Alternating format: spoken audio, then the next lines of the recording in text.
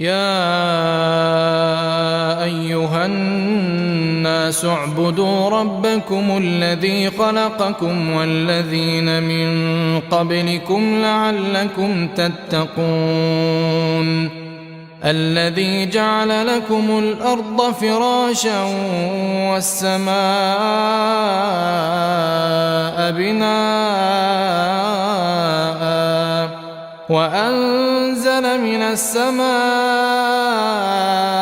ماء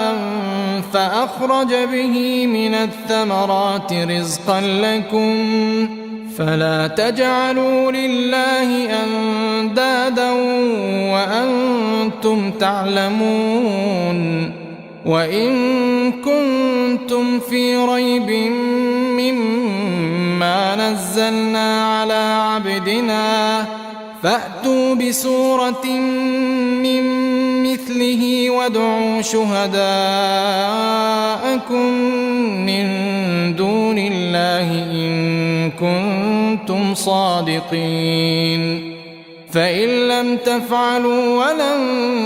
تفعلوا فاتقوا النار التي وقودها الناس والحجارة أعدت للكافرين وبشر الذين آمنوا وعملوا الصالحات أن لهم جنات تجري من تحتها الأنهار كلما رزقوا منها من ثمرة رزقا قالوا هذا الذي رزقنا من قبل وأتوا به متشابها ولهم فيها أزواج مطهرة وهم فيها خالدون إن الله لا يستحيي أن يضرب مثلا ما بعوضة فما فوقها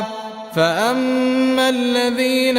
آمنوا فيعلمون أنه الحق من ربهم وأما الذين كفروا فيقولون ماذا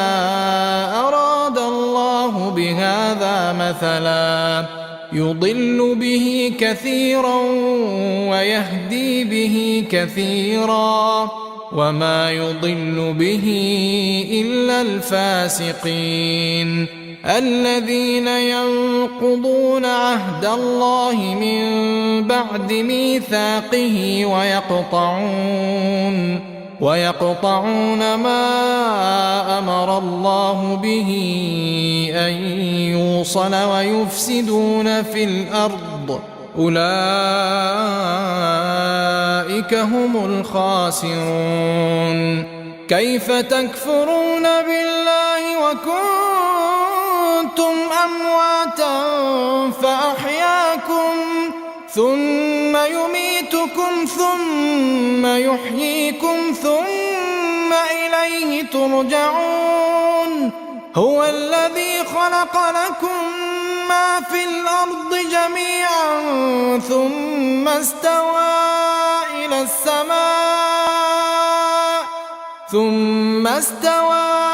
السماء فسواهن 7 سماوات وهو بكل شيء عليم.